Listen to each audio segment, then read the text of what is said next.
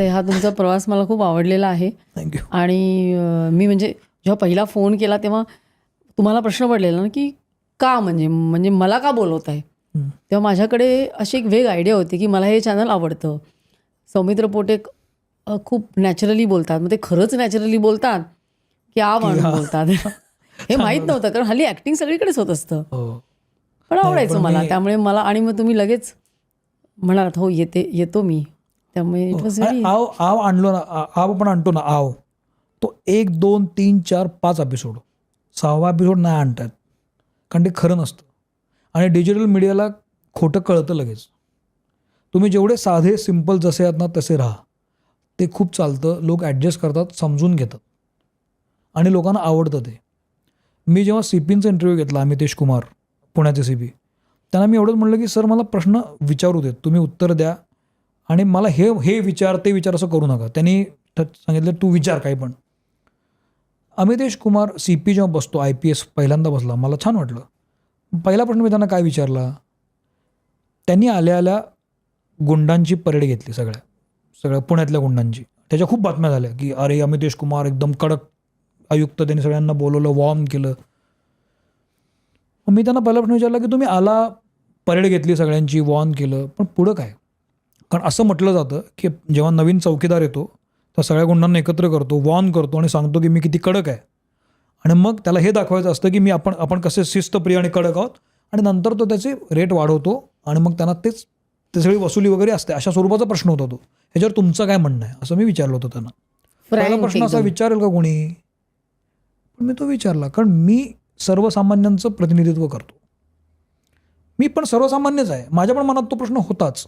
मला तो मित्रमंडळानं चान्स दिला त्यांच्याशी बोलायचा, मग त्याचं सोनं मी करणारच ना. जर सुरुवातीपासून तुम्ही किती भारी म्हणायला लागलो तर काय अर्थ आहे? ते भारीच आहेत म्हणून ते IPS आहेत आणि तिथं बसलेत. तू नको म्हणू भारी, लोक ठरवतील. तू आता प्रश्न विचार. चांगले पण प्रश्न, वेगळे प्रश्न विचारले मी. पण ही संधी असते थेट बोलायची. फक्त समोरच्याच्या कलेनं घेत, समोरच्याचा आदर राखून, ॲरोगन्स नाही ना वाटणार, पण स्ट्रेट फॉरवर्ड वाटलं पाहिजे. हे शेवटी ती गिमिक आहे. कळलं पाहिजे की उगीचच चेष्टा करायची, हे हसायचं, विनोद करायचा, हे असं नसतं. हे खोटं असतं आणि ते दिसतं. सगळ्यात जास्त मी हसतो माहिती आहे का तुम्हाला? तुम्ही माझा ऋषिकेश जोशीचा एपिसोड काढून बघा. खुळ्यासारखा हसलोय मी. किंवा मिलिंद चिंद्रेंचा एक नावावरचा एपिसोड मी केला आहे. त्यात त्यांनी सांगितलं की साबण नावाचा एक मुलगा होता. यात मी इतका हसलो, बेरिंग सोडून म्हणजे असं डोक्याला हात लावून हसलोय मी. कारण हसणं हा एक रस आहे, पण तोच रस नसतो ना, ते नॅचरल आहे. मला माहिती आहे मी खूप हसतो, पण माझं सगळे इंटरव्ह्यू हास्याच म्हणजे काय, ते जोक क्रिएट करायला असतात असं नाही. आम्ही सिरियस पण बोललो आहे खूप. ते इतकं सिम्पल असायला पाहिजे. कारण तुमच्यावर खूप मोठी जबाबदारी आहे. एक महत्त्वाचा विषय आला इथे. आपण इन्फ्लुएन्सर्स आहोत मॅडम. इन्फ्लुएन्सर्स सो कॉल्ड म्हणत नाही आहे मी. इन्फ्लुएन्स म्हणजे काय?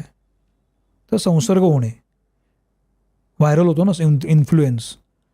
मी इन्फ्लुएन्सर आहे सांगायला मला आनंद वाटतो, कारण मी चांगलं काहीतरी देण्याचा प्रयत्न करतो आहे, ज्यातून लोकांना ते बघावंसं वाटतं, लोकांच्या जगण्यामध्ये व्हॅल्यू ॲड होते. लोकांना वाटतं की ह्यानं माझे प्रॉब्लेम सोडवण्याचा प्रयत्न केला आहे, लोकांना सोल्युशन मिळतं, म्हणजे मी इन्फ्लुएन्स केलं आहे त्यांना in a positive way. So I am influencer. ढुंगण वाकडं करून नाचणारे 1000 इन्स्टा स्टार आहेत, ते इन्फ्लुएन्सर आहेत असं वाटतं का तुम्हाला? तुम्ही नाचता का तसं त्यांचं बघून? नाही. तुम्ही ते बघता आणि पुढे जाता. ते तुम्हाला एंटरटेन करतात, ते इन्फ्लुएन्स नाही करत. ते एंटरटेनर आहेत. We are not entertainers, we are influencers. आपण लोकांना चांगलं देतोय, आपण चांगलं देण्याचा प्रयत्न करतोय. आपलं बघितल्यामुळं लोकांना व्हॅल्युएटेड काहीतरी मिळतंय. आपलं बघितल्यामुळं लोकांची वेदना कमी होण्याचा चान्स तयार होतो.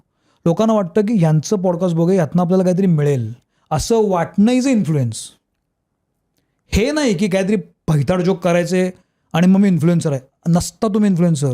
तुमचं बघून समोरचा माणूस भैताड जोक नाही करत, तो फक्त एंटरटेन होतो.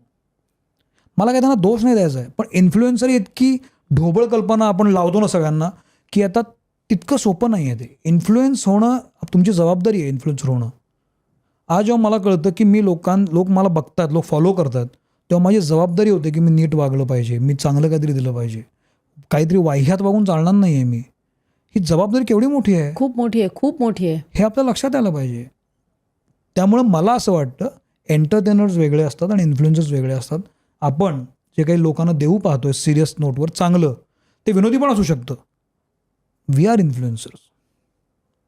मला खूप लोक म्हणतात तू स्वतःला इन्फ्लुएन्सर्स म्हणू नकोस यार, इन्फ्लुएन्सर्स खूप फालतूगिरी करतात. म्हणलं ते फालतूगिरी करतात म्हणून मी इन्फ्लुएन्सर म्हणून घ्यायचं नाही, चूक आहे. मी इन्फ्लुएन्सरच आहे, कारण मी असंच चांगला त्याचा प्रयत्न करतोय. त्यांनी काय म्हणा त्यांचा प्रश्न आहे. इतकं सिम्पल आहे. ही क्लिप शेवटपर्यंत बघितल्याबद्दल खूप खूप धन्यवाद. संपूर्ण एपिसोड बघण्यासाठी खाली दिलेल्या लिंकवर क्लिक करा आणि सर्व काही चॅनलला सबस्क्राईब करायला विसरू नका.